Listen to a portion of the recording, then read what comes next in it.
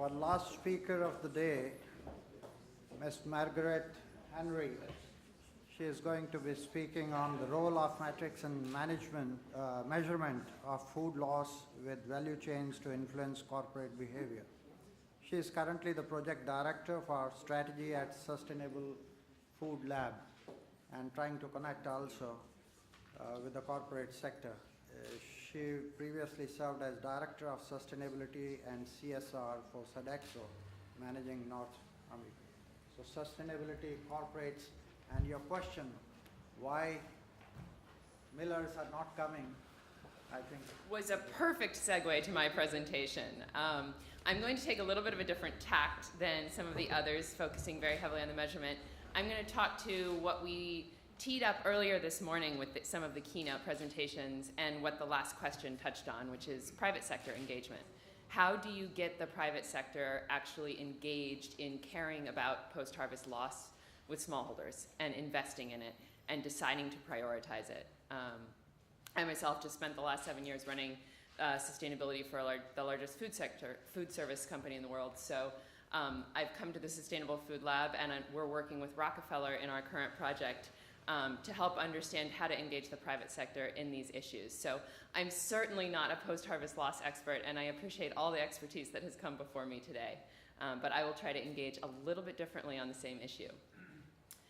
When we talk to companies and they're approaching poverty, when we talk to Rockefeller and they're approaching rural poverty and smallholders and farmers, we look often at this type of a triangle of where are the folks who are engaged in farming and how do you actually intervene with them in productive ways. And so we look at those pathways out of poverty, and that's how we've approached post-harvest loss. So when we've looked at those pathways out of poverty, you look at those who are mostly engaged in purchasing of food, but not very much in the selling, and you think about stabilizing their food security. If you look at those who are somewhat engaged in selling, very engaged in buying, that's more about managing risks. For those who have some of those market linkages that may be established already, it's often through investment in the future. Many companies are also saying, and development organizations, well, maybe agriculture isn't always the pathway out. How much do we want to invest in improving the agriculture outcomes versus providing other types of outcomes? When we look at it, we look at helping the farmers to move up the ladder, helping the companies to move their sourcing down the ladder. So the companies can start to figure out how to engage beyond the very top, I know there's a pointer somewhere, but beyond the very top level of those that are very easy to reach, that are already using the commercial processing facilities. How do you reach the next level down? And then there's a good question of why. Why are they interested in moving down that ladder? The development case is very clear for investing with these farmers. Investing in agriculture has a lot of proven results. There's really no question left there. For businesses, you still have to make the case for why engage with smallholders, and each one may do it for different reasons. It may increase their opportunities. I can't read down here. There we go. It may increase their opportunities for inclusion, which is often a huge priority for many of these companies. Inclusion is a... Oh, thank you. And so when you get the businesses on board, they can be really important allies. We just heard about in rice how even just having more processing facilities. I'm usually focused even on that end buyer, those brands, your Coca-Colas, your Unilevers, your General Mills, your Sodexos in the world, how to get them engaged, which is often still 2 or 3 steps removed from the industrial processing facilities, but that sends those important signals down that chain. So it's sort of bucking the trend that we've seen of companies that are narrowing their supply base, that are sourcing from a few farmers to decrease food safety concerns, et cetera. But now we're starting to see it move in the other direction. Those companies that are leading in the sustainability arena, that are starting to see the value of engaging with development organizations, like so many in the room and in this conference, are starting to see that there's a benefit to them for engaging in this. And so we're increasingly seeing commitments from these companies to engage in this type of activity. We've seen it from Syngenta, reach out to 20 million smallholders, Unilever, 500,000 smallholders, and a variety of others. And there's some that aren't listed, but there's a lot of companies that are considering how do we engage in sourcing from smallholders? Or there are some that are saying, how do we engage in poverty as a debate? Can we make our mark as a company by making a big commitment about reducing poverty? And what would that mean as a company that is primarily concerned with making a profit? How do we make it a win-win situation to actually source from smallholders productively? So when we've seen them do it successfully, it's often motivated either by a brand reputational type question. So for the brand, they might want a new kind of product that they can market that can help to bolster the reputation of their brand. If it's purely reputational, it might be a local reputation issue. If a company wants to sell a product in a certain region, we've seen this Mozambique, Uganda with some of the beer brewing companies, they've started sourcing a significant amount of product from those local areas, partly because they were pressured by those local governments from a reputational point of view to do local sourcing, to also sell into those local markets. And I have to say, Mozambique cassava beer is delicious. It might be a supply issue. This is often the hardest case to make, that it's really important from a supply stability perspective to source from smallholders.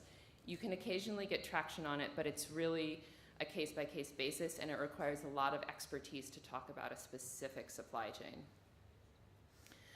So when we have success, we find the sweet spot of finding farmers or farm organizations, co-ops, at things that are really organized enough to try to engage in the debate, or they have a development organization, or they have a local organization that helps them to engage in the debate.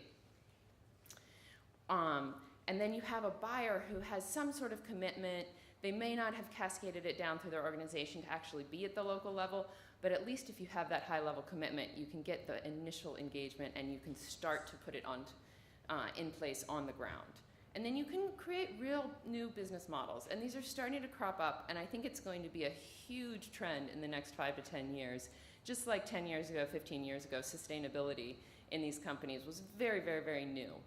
I think that will be what sourcing from smallholders is in 10 years from now. It will be everywhere. And if you're not doing it, you're missing the boat.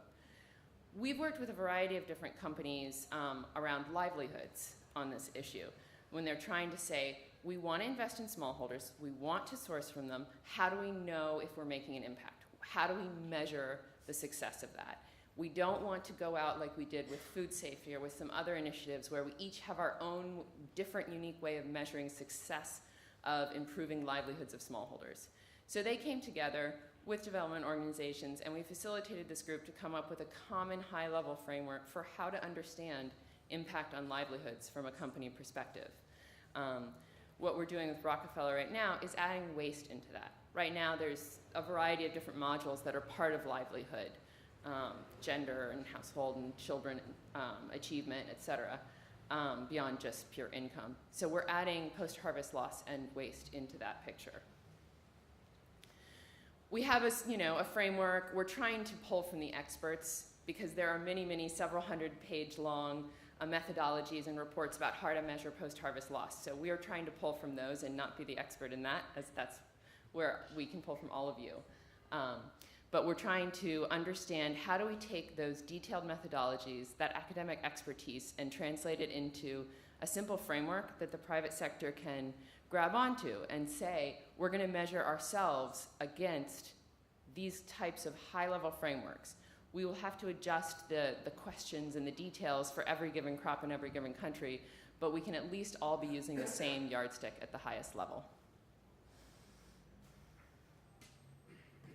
A little bit of a different perspective, but are there any questions?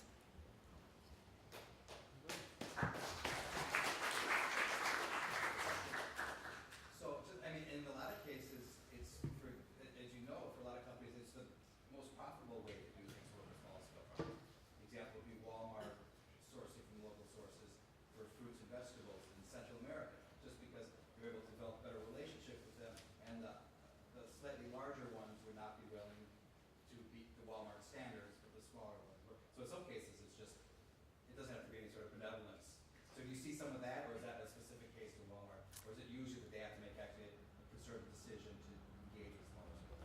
That would be generally the exception. Exception. There's also, I would say, an exception in the US market and to some extent within Europe to source locally is beneficial just to source locally, with nothing to do with smallholders or poverty alleviation whatsoever, but just to satisfy that market demand for local food. But it does key into, there is an interest in knowing where your food comes from, and companies are seeing value in being able to tell a story behind the food.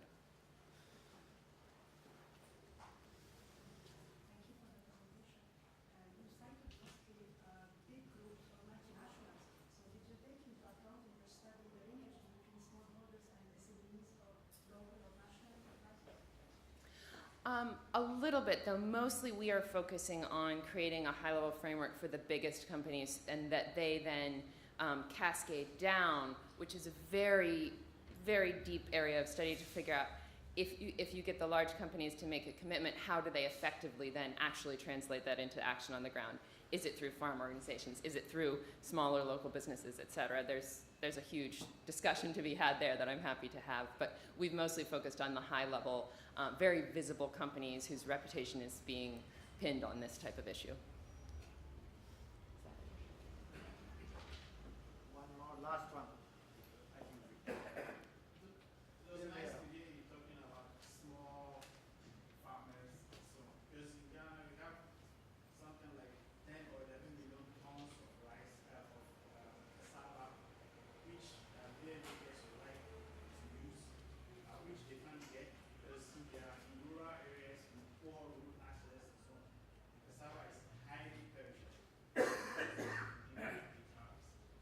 And so to hear you speak gives me hope that people will agree that you can process in rural areas also, where there's no road access.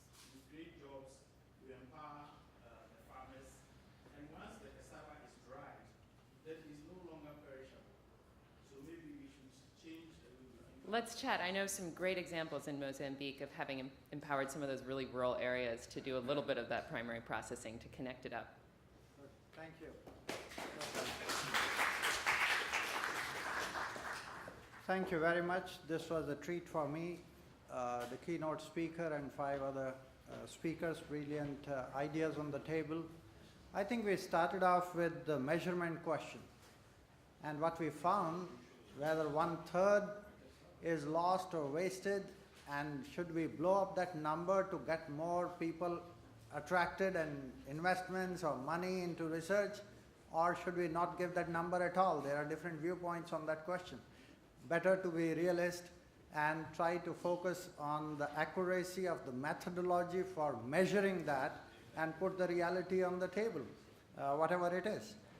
We also heard that different stakeholders in this game is a lack of awareness of the level of losses.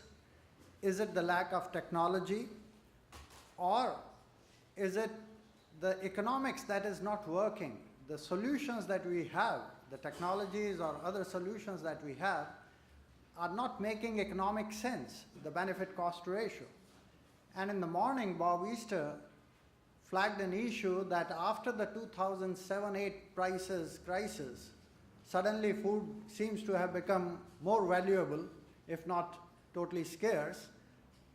Then these technologies perhaps, and this talk of saving the post-harvest losses come up in the higher priority because it's a more valuable food that you're going to. So the viability of those technologies starts coming in.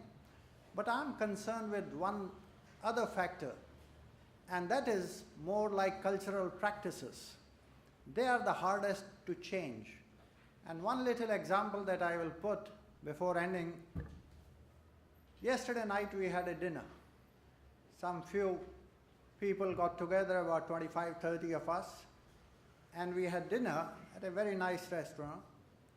And I'm trying to compare my experiences and visits in China, India, and US, the cultural practices. In US, you have a plate and big servings are made on that for everything.